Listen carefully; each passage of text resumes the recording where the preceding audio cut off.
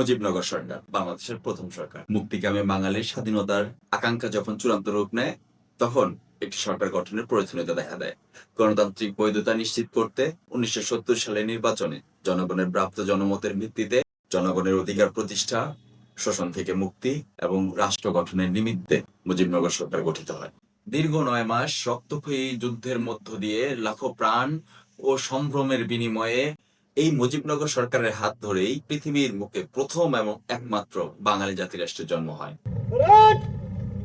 Welcome, General Salute! General Salute!